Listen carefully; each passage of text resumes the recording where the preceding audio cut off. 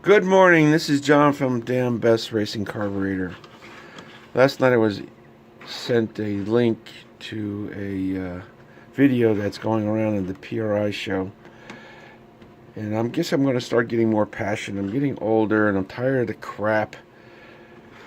So I'm going to start sharing more about what I think, and let the chips lie where they may. There was a booster sent to me that was a tube style booster, rotated, and all these claims and saying patent pending. I sent out a little post today. If it's patent pending, there's no reason why you can't show that document.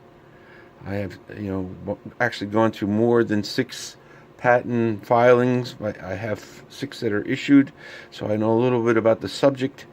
In the patent pending process, you actually have a greater protection than you do when its patent is finally issued. Why?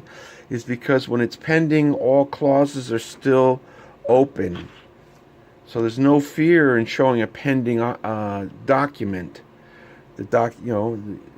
Because they haven't denied any clauses or the patent yet, so you still have coverage. So if there's a patent issued on the product, feel free to show it. So today on the post at Facebook, I put the link to the patent for the Shear booster, and I wanted to go over a few things today because I'm just getting tired of all the crap. I can't be a PRI. First off, I'm not a fan of Indy. I don't like Indy. Put the show back in Florida and you will see me there. Every time I go to Indy, between it being freaking cold and how they treat you there, I'd rather stay home. It's not complicated for me. It's somewhat quality of life.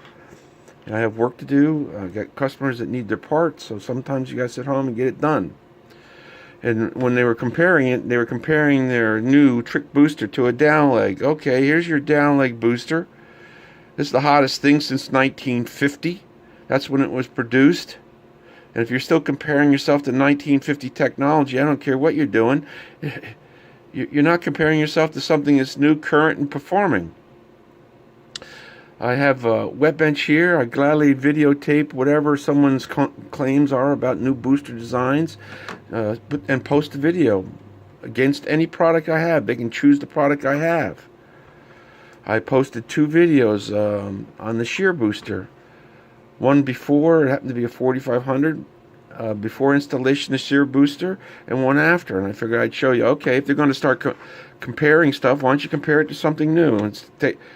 Don't compare it to a down leg booster that was literally made, it might have been before 1950, but I'm sure 1950, this has been a product since 1950. And every time you install that in a carburetor, you're not going to get any more result than it offers. And it's just, I'm interested in why the people keep installing this 1950 booster. Everybody's using the same housings, so they're trying to say that their housing, their carburetor's better. Well, it's back to the same thing they were doing. They were doing modified Holly housings. Now everybody's selling, it's made by BLP, the BLP housing. It's an old style technology where the Venturi is below booster. It's made out of a billet material, which is, it's for what it is, it's well made. I'm not going to deny that. But it's old technology, and I get tired of it. People say, oh, this, that, and the other thing. Well, I'm doing a video today.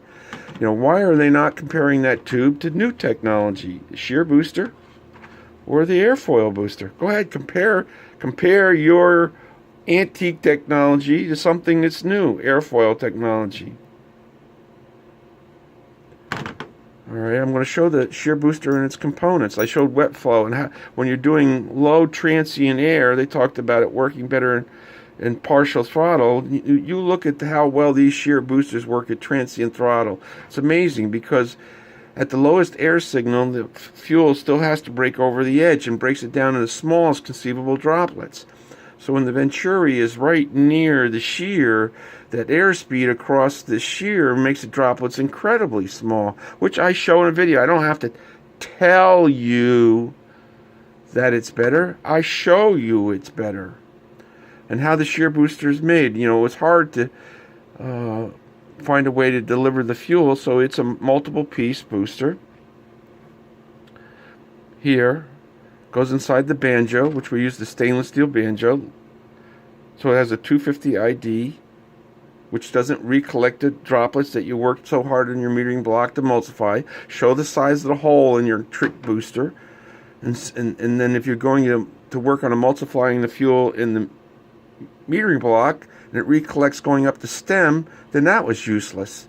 So here we have a huge channel behind that goes behind the banjo. So you're always keeping the separated droplets apart. Then in order to make the shear booster distribute fuel to the shear, it had to be multiple pieces. So you can get the fuel from behind the banjo with enough openings that once again, it's not being recollected,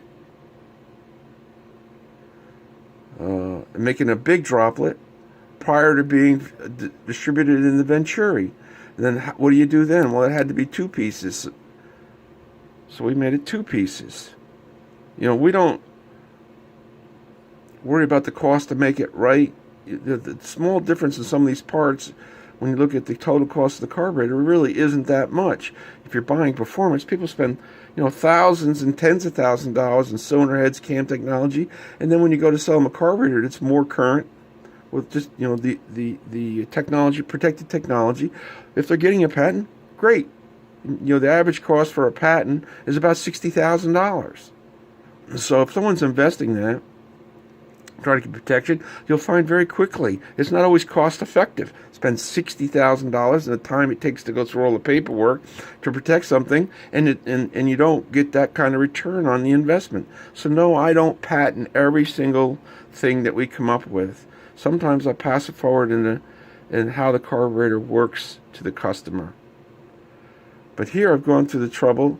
So to come up with ideas, as we have in our other patents inside the metering block and stuff. Now, if we're going to compare something to the earlier downleg booster, sheesh, why is somebody not remembering how well these shear boosters work? Or even comparing it to the new airfoil booster.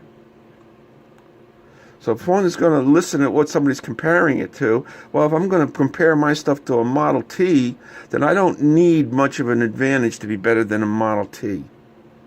But if you're going to compare yourself to a a Mach 4 jet, bring it on, so to speak. I'm glad I'm home right now so I can do some of these videos, and every other piece of crap video that comes out while I'm home, I'm going to post a video about what really is going on with the better products, because I'm truly tired of the nonsense.